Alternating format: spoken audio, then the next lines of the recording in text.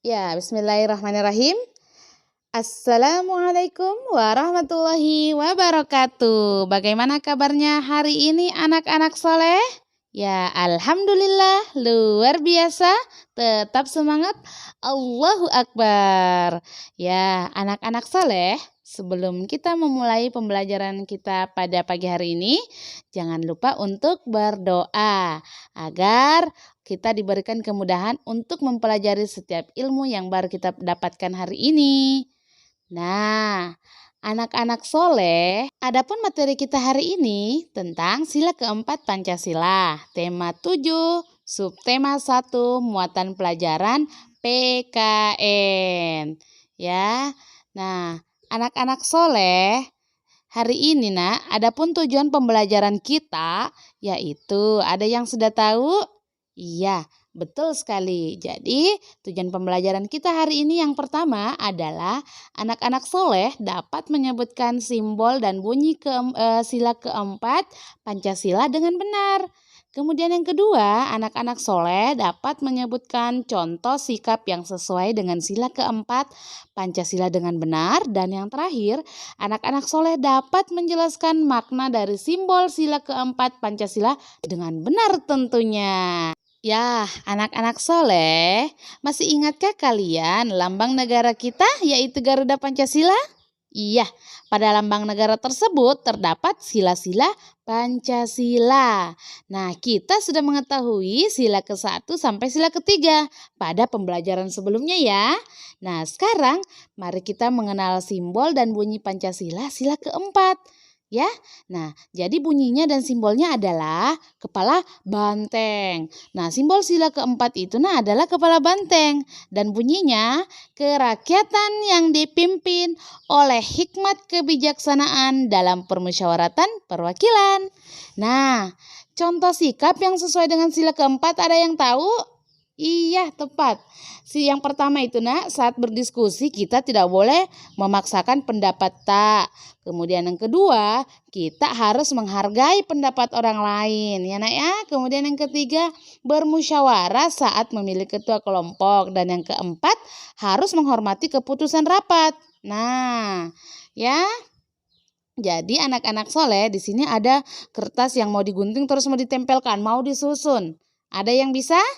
Mari kita jawab sama-sama ya. Jadi bunyi sila keempat adalah kerakyatan yang dipimpin oleh hikmat kebijaksanaan dalam permusyawaratan perwakilan.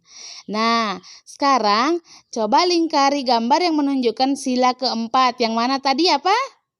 Iya, tepat sekali ya. Jadi sila keempat itu yang ada kepala-kepalanya. Ya, jadi sila keempat Pancasila adalah kepala banteng. Ya, ingat itu ya nak ya. Nah, anak-anak soleh. Nah, sekarang mari perhatikan kembali lagi ya pembelajaran kita. Simbol sila keempat adalah kepala banteng, termasuk juga benda hidup. Yang kemarin kita pelajari benda hidup ya. Banteng merupakan hewan yang suka berkelompok dan memiliki jiwa sosial yang tinggi. Ya, selanjutnya jadi kesimpulannya adalah simbol keempat memiliki makna rakyat Indonesia suka bermusyawarah untuk menyelesaikan masalah. Nah, anak-anak soleh, selanjutnya kita harus melihat dulu mengetahui apa sih makna simbol keempat Pancasila.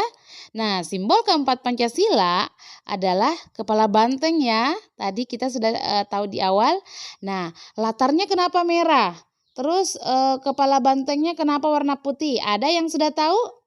Ya, anak-anak soleh, warna-warna yang dipakai pasti memiliki makna ya. Yang pertama, warna merah itu dia bermakna keberanian. Kemudian warna hitam dia bermakna keabadian. Serta warna putih bermakna kesucian, kebenaran, dan kemurnian. Nah, anak-anak soleh, adapun kesimpulan materi kita pada hari ini, ada yang sudah bisa bantu ibu untuk mengambil kesimpulan nak? Ya, kesimpulannya adalah simbol sila keempat Pancasila adalah kepala banteng dan bunyinya kerakyatan yang dipimpin oleh hikmat kebijaksanaan dalam permusyawaratan perwakilan. Selanjutnya, contoh sikap yang sesuai dengan sila keempat Pancasila adalah bermusyawarah saat memilih ketua kelompok dan menghormati keputusan yang diambil saat bermusyawarah. Dan yang kesimpulan terakhir, simbol sila keempat Pancasila memiliki makna rakyat Indonesia suka bermusyawarah untuk menyelesaikan masalah. Nah, anak-anak soleh, selanjutnya kita belajar SBDP tentang panjang pendek bunyi pada sebuah lagu. Tema 7, subtema 1, muatan pelajaran SBDP KD 3.2. Nah, anak-anak soleh, adapun tujuan pembelajaran kita pada hari ini, yaitu yang pertama adalah anak-anak soleh dapat membedakan panjang pendek bunyi dengan benar. Dan kemudian yang kedua, anak-anak soleh dapat mempraktekkan panjang pendek bunyi dalam sebuah lagu dengan benar tentunya. Nah, anak-anak soleh, silakan simak baik-baik ya kisah Udin dan teman-teman.